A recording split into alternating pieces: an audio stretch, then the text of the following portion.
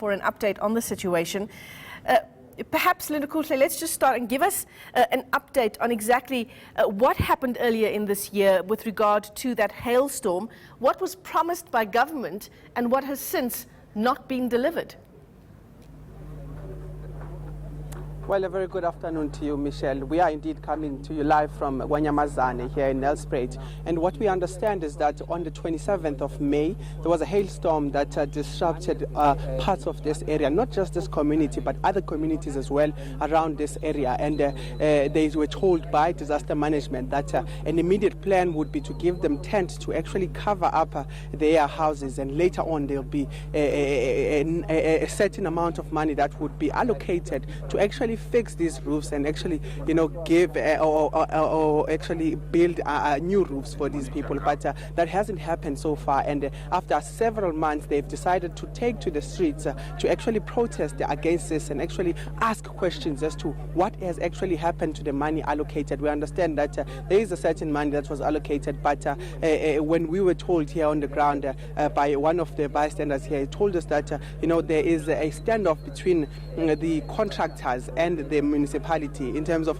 how much exactly should be allocated to each and every house. We will be getting an official word from officials here as to what exactly is happening on the ground and what exactly is that dispute. But what we have so far gathered is that there's a dispute between the contractor and the municipality as to how much each house should be allocated in terms of the budget. But you understand also that the budget has been allocated. We just need to confirm all of those details, and we'll be shortly speaking to the councillor of the area, Obabuzane. Let me just go closer because I think he's done with one of his interviews here. Baba, thank you so much for joining us.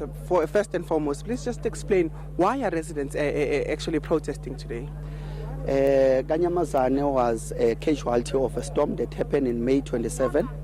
The disaster department came on site to assist from Mpumalanga district municipality, but the pace of which these people get assisted has given them frustration. That's why till this day they have not found any direction of assistance. So that is why they have resulted into this. And us as councillors, we have failed to give proper information because we ourselves have lacked the information on the project. Let's get some details on what exactly is happening here. There are allegations that there is a dispute between the contractors and the municipality that is supposed to actually fix these houses. But what is happening with that project? Actually, let's say there might be between the Provincial Department of Human Settlement, because this is a provincial project. But actually, as I'm saying, we lack the information. Some of the contractors, yes, we try to reach to them to try and get some information from there and there. But the thing is that they've also complained that the scope of work and also the agreed amount they need to be paid per house has been reduced. Some of the contractors have moved out of sight, especially in Ward 18.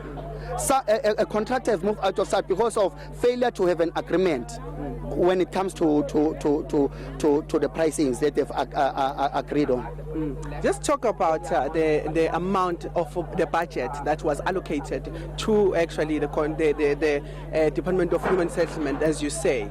How much was allocated? Because a lot of people are vocal about that, saying that there's a specific number that was allocated to actually fix these houses. My friend, let me be honest here. The community, you see, we are governed in the country of legislations. So as a councillor, from time to time when project comes, my interest is the interest of these local communities. We have tried to get that information. So I cannot say it is valid information because I also heard it from national TV that over 95 million has been given to assist on the disaster that has occurred in KaNyamazane. But then, as I'm saying, we have lacked information. I am a member of the Mpumalanga Municipal Council, but we have lacked that information. What is going to happen now? What do you want with this protest? What are you hoping to achieve now? Actually, the protest is not driven by councillors. Yeah. We are here from morning to negotiate with these communities because there are people needing emergency attention. They need healthcare facilities that we do not have. They need to go to local nearest hospital. So that's why I'm here from morning to request these people from time to time to give way to these emergency vehicles that comes into the location to assist. But it's not that they want to accomplish. It's because we have failed as councillors. Let us be honest to the communities. We failed to deliver the correct information. That's why it has fueled their anger. Because some of these people are educated. They are more qualified than us. They understand how they need to be empowered. This youth you are seeing here is unemployed. That's why it's driving that. Let us close road so that everybody can give us attention. But it's not. Let us not narrow their problems to only the disaster issue, because this has given them the platform to exhale their frustration. There's a lot they've brought to us as councillors. The issue of the main road they are complaining about. KaNyamazane is being driven to be rural again. Street lights are removed from here. So now you see there's a lot they've been packaging, but now they are given the opportunity to exhale because of this thing that has been a crisis now. I want to understand to what end will this protest go on? What do you want to achieve with this? Who do you want to come and address these needs? Because we understand you don't want the local municipality to actually solve this, but who do you want to grab attention of? My friend, as I told you, I'm not driving the protest. The community is. And what does the community want to address this issue? The community is more interested because they said, councillors, you failed. Mbombela municipality has failed. We've been here, we've been calling you guys. You have failed to respond, and we have failed to give us correct answers. And you are misinformed yourself as a councillor because you don't have information. So that's why they wanted to escalate it to the president. But now I think if you want better answers, I think you must ask the member of the community.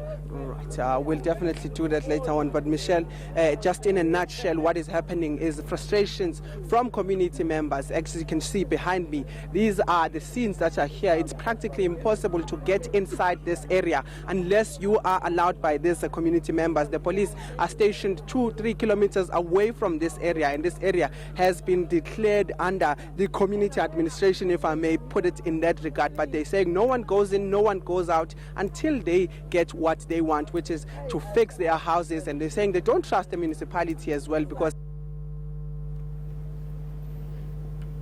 why they don't have information for them as to what exactly is happening with this project. All right, well, thanks very much for that. We'll leave it there for now. Our reporter Linda Kulu live to us there from KaNyamazane in Mpumalanga.